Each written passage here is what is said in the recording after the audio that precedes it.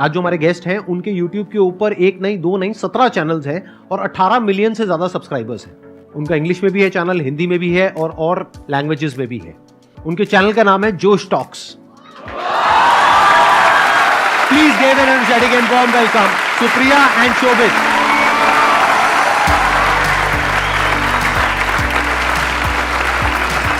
Hi, hello, how are you doing? Fantastic.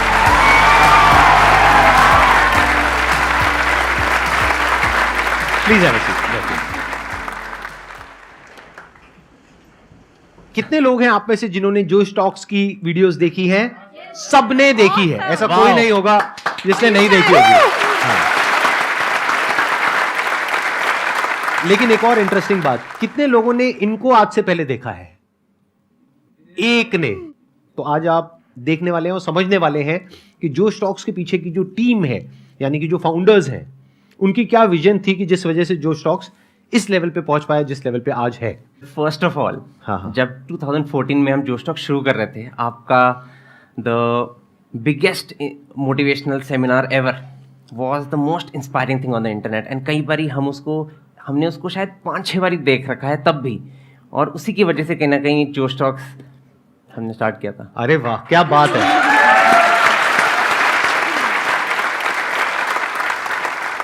और आप दोनों कैसे मिले? तो एक्चुअली हम लोग एक बर्थडे पार्टी पे मिले थे और वहां पे आपका डिस्कशन ये हो रहा था कि हम जोश टॉक शुरू करेंगे। एग्जैक्टली, देखो कितने कोई अजीब हो सकते हैं कि बर्थडे पार्टी पे भी दो लोग मिल रहे हैं और यही डिस्कस कर रहे हैं कि हम लोग आई थिंक 20 साल के थे। तो ये क्वेश्चन सबके दिमाग में आता है, राइट, कि करियर में आगे क्या करें, प्लेसमेंट्स के लिए बैठे या ना बैठे, खुद का बिजनेस शुरू करें या ना करें।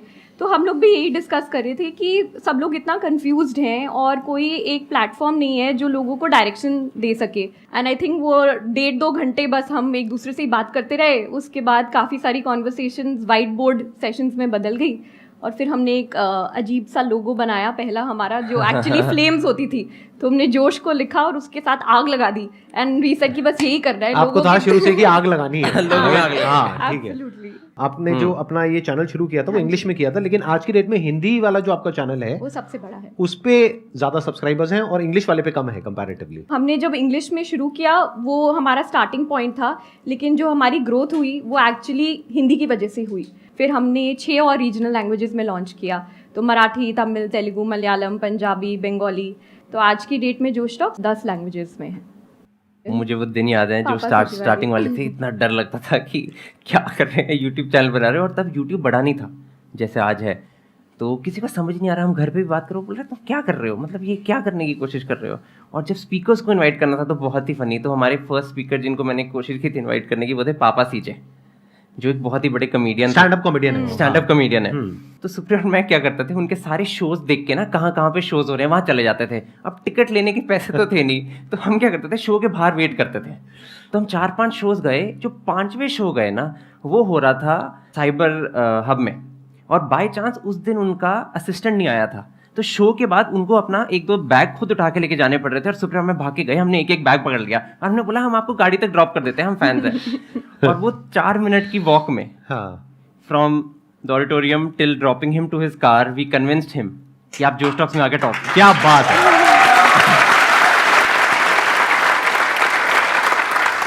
लेकिन ये प्रॉब्लम यहाँ पे सॉल्व नहीं होती है क्योंकि उस टाइम पे आपके पास में जगह भी नहीं होगी, ऑफिस भी नहीं होगा, तब तक आपको फंडिंग भी नहीं मिली थी आई थिंक, राइट? नहीं।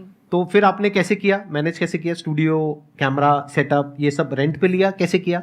एक्चुअली मैं पहले इंडियन टीम के लिए साइकिलिंग करता था, तो मेरे पास एक साइकिल था जो प्रोफेशनल बाइक था, वो मैंने बेचा था। और सुप्रिया कुछ ट्यूशन लेती थी और क्लासेस लेती थी, तो उसने थोड़े बहुत पैसे बचाए हुए थे, तो हमने उसको जोड़ के पहला जोश टॉक्स ऑर्गेनाइज किया। कितने टाइम तक फंडिंग आपने अपनी जेब से लगाई थी? 1-2 इवेंट्स करने के बाद हम लोगों ने ना बार्टर स्पॉन्सर्स लेने शुरू कर दिए थे कि खाना कोई दे देगा, ऑडिटोरियम कोई दे देगा। बट 2020 में हमने एक्चुअली अपना पहला फंड रेज किया था इंस्टीट्यूशनल कैपिटल से। और आपने शुरू कब किया था? 15 में इनकॉर्पोरेट किया था। 2015 में आपने शुरू किया था। आपकी टीम कितनी बड़ी है? आई थिंक अब 200 लोगों के आसपास जोश टॉक्स में फुल टाइम बेसिस पे लोग फुल टाइम बेसिस पे जोश टॉक्स के। बट मैं कहना चाहता हूँ कि जितनी जोश टॉक्स एक कंपनी है, उससे ज़्यादा जोश टॉक्स एक मिशन है। And the reason that we started was because वो एक मिशन बहुत ही स्ट्रांग था। इनफैक्ट जब उस पार्टी पे सुप्रिया और मैं, बर्थडे पार्टी पे सुप्रिया में मिले थे, जो हम 2 ऑब्सेस्ड पागल जैसे लोग थे जो साइड पे बस बातें कर रहे थे कि हम देश कैसे बदलें। मुझे एक यूज़र ने फ़ोन करके मुझे बोला कि जोश टॉक्स ने मेरी लाइफ में क्रांति की है, revolution, and that was the mission of जोश। सो जितना एक वैल्यूएशन या एक फंडरेज मायने रखता है कुछ बड़ा करने का, उतना ही आई थिंक मायने ये भी रखता है कि वो संस्था हमने बनाई ही क्यों, उसका पर्पस क्या है इस दुनिया में। जो पहला प्रोडक्ट था वो शायद जोश टॉक्स था, जहाँ पर लोग आके अपनी कहानियाँ सुनाते हैं। ऑलरेडी जोश टॉक्स का एक सेकंड प्रोडक्ट है जहाँ पर इंग्लिश एक बहुत इंपॉर्टेंट पार्ट बन गया हमारी लाइफ का, वो इंग्लिश है, और फ्यूचर में जाके और भी चीज़ें होंगी वो सारी। और यहाँ पे सपना ये है कि हम वो सारी चीज़ें बनाएं जो इवेंचुअली एक यूथ को जाके अपनी लाइफ में सपोर्ट कर पाए अपना पोटेंशियल अनलॉक करने के लिए। तो कहीं ना कहीं हम बोलते हैं कि जो इवेंचुअल ड्रीम है वो ये है कि 10 साल के बाद अगर एक सिक्योरिटी गार्ड का बेटा उसके फादर को बोले कि पापा मुझे लाइफ में कुछ करना है, तो all the security guard should need to tell his son is all you need is josh, josh in your heart and josh on your mobile phone screen. Excellent.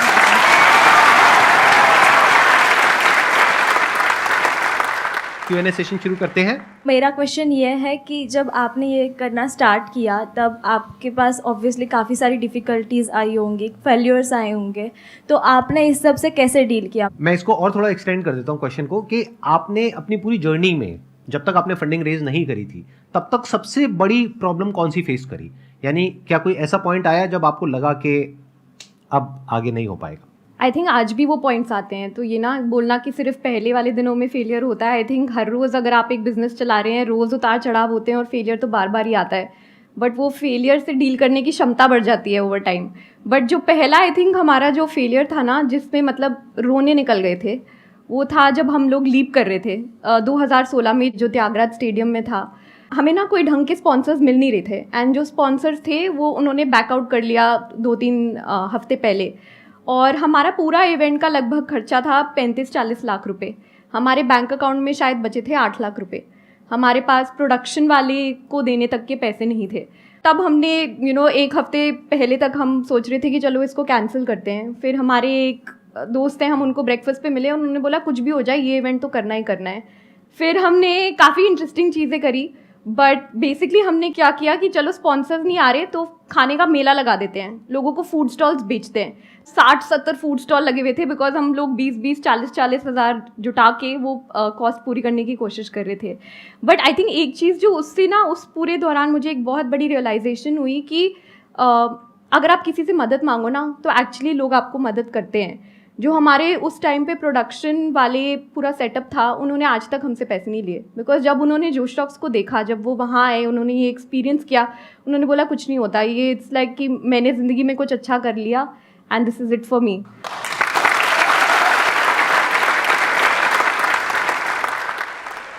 Ma'am मैं आप दोनों से यही चीज़ पूछना चाहता हूँ, लाइक इतने बड़े लेवल पे आप दोनों काम कर रहे हो, आप दोनों के बीच में कभी ना कभी क्लैश तो हुआ होगा, लाइक कभी ना कभी अभी आते हुए भी हुआ था।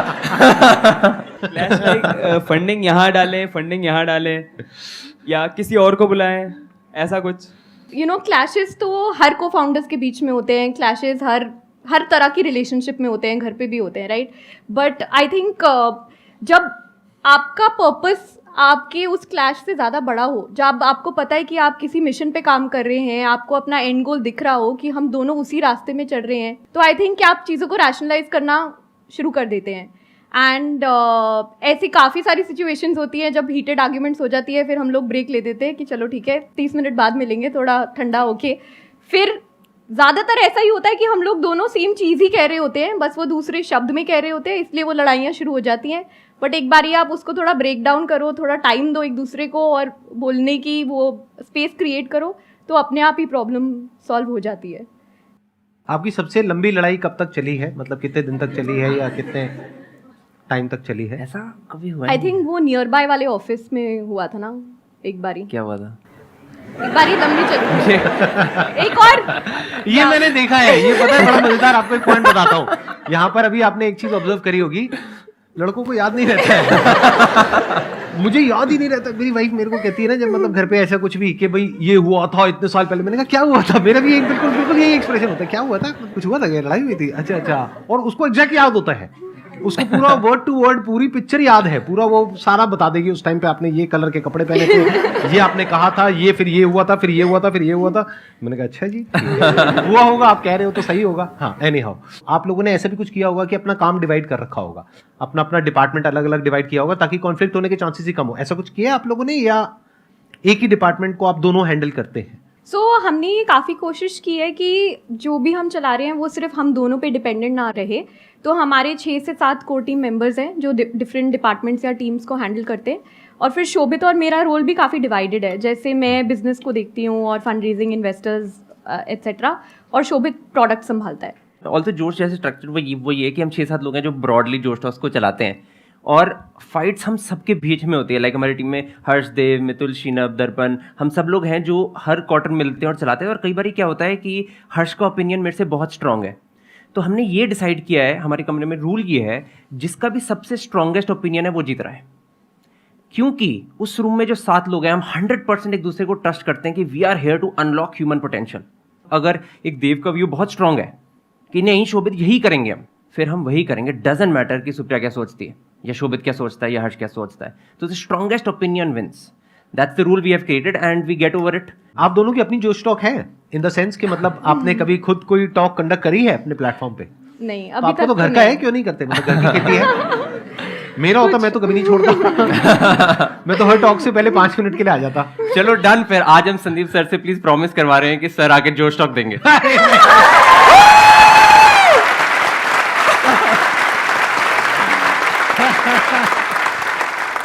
मेरी प्रॉब्लम क्या है मैं बता देता हूँ, मैं क्यों नहीं जाता हूँ। क्योंकि आप में से कुछ लोगों को लगता भी होगा कि मैं कहीं जाता क्यों नहीं हूँ। उसके पीछे रीजन है कि मेरे को हर तरह के लोग हर जगह से अप्रोच कर रहे हैं।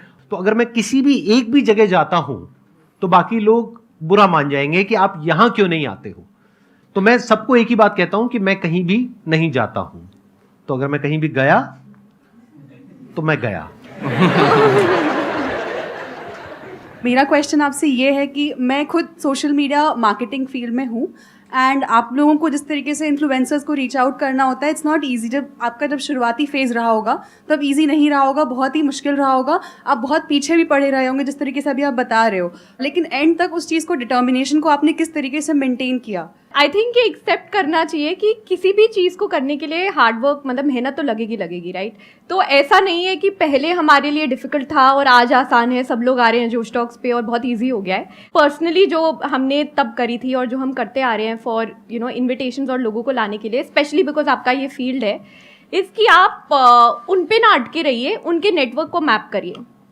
ठीक है कि अगर चलो मैं संदीप जी का एग्जाम्पल देती हूँ, बट अब हमको पता है संदीप जी की वाइफ कौन है, राइट, वो क्या करती हैं, वो कहाँ काम करती हैं, क्या हम उनको रीच आउट कर सकते हैं कि प्लीज़ जब आप घर पे डिनर खा रहे होगे तो एक बारी बोल देना उनको, जोश टॉक्स दे दे। बट ऐसे ही कर करके even from a professional space, अगर आप किसी फेमस सेलिब्रिटी को इनवाइट करना चाहते हैं तो आप उनका पूरा नेटवर्क को मैप करिए और देखिए कौन आपको एक वार्म इंट्रोडक्शन दे सकता है। And the second thing is कि मैं तो बहुत बड़ी बिलीवर हूँ लिंक्डइन और कोल्ड ईमेल्स में। अगर आप बहुत शिद्दत से एक मेल लिखोगे ना जिसमें आप अपनी कहानी लिखोगे और बोलोगे कि मुझे हेल्प की ज़रूरत है, तो सब हेल्प करेंगे। तो आप बस मतलब जुटे रहिए, लिखते रहिए, लोगों को पहुँचते रहिए, और हेल्प चाहिए होगी तो मुझे ईमेल कर देना, मैं भी हेल्प कर दूँगी।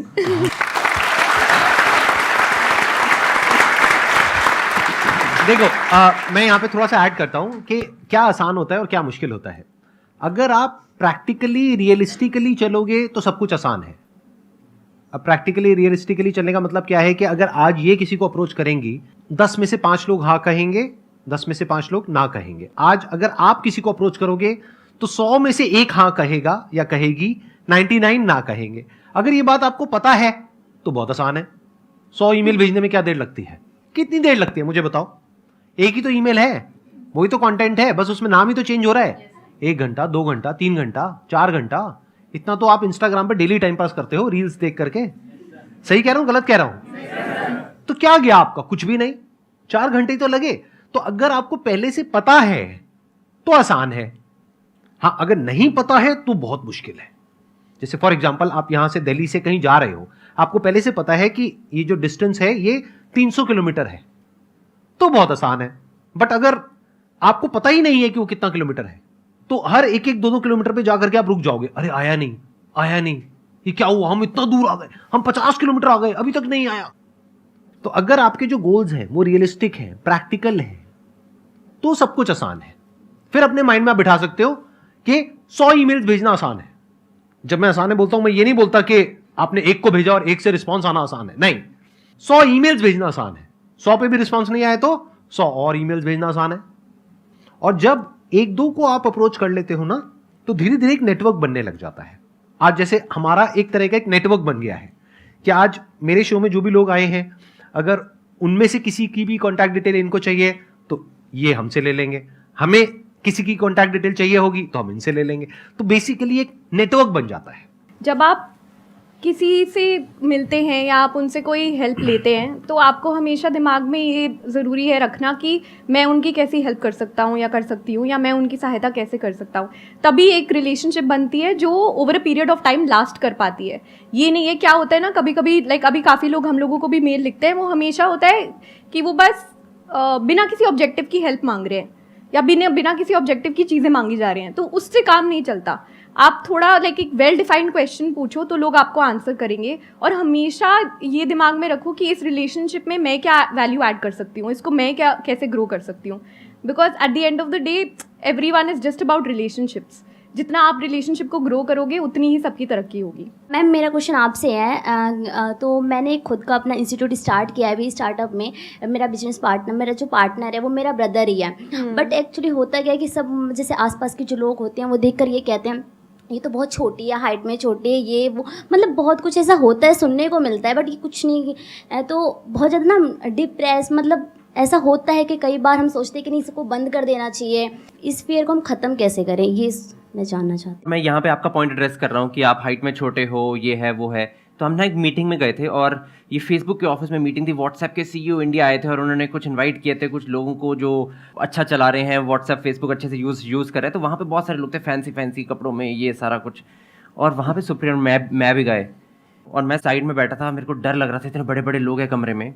सब लोगों ने को कुछ बताना था थैंक यू करने के लिए व्हाट्सएप के बारे में या उनको बताना कैसे यूज़ कर रहे हैं। सब ने बोला और फिर एक बारी ना सुप्रिया की टर्न आई बोलने के लिए। सुप्रिया ने शायद 1.5 मिनट के लिए बोला सिर्फ, बट उस बात में इतनी डेप्थ थी, इलोक्वेंस थी कि उस व्हाट्सएप ने फिर इनवाइट किया सुप्रिया को मिलने के लिए। तो अगर आप में डेप्थ है ना, आप किसी की टेंशन मत करो, आप अपने आप पे फोकस करो, अपनी डेप्थ बनाओ और अपने आप को कॉन्फिडेंस करो कि आप कर सकते हो।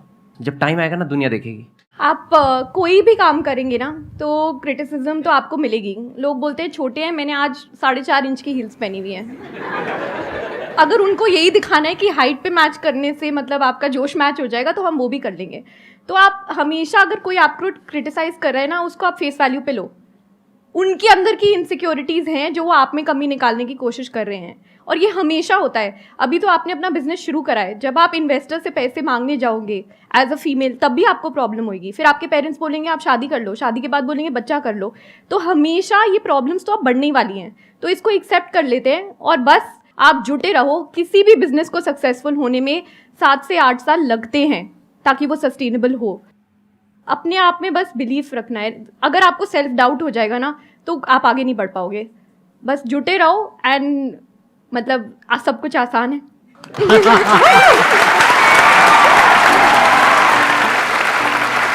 Thank you so much. Thank you so much.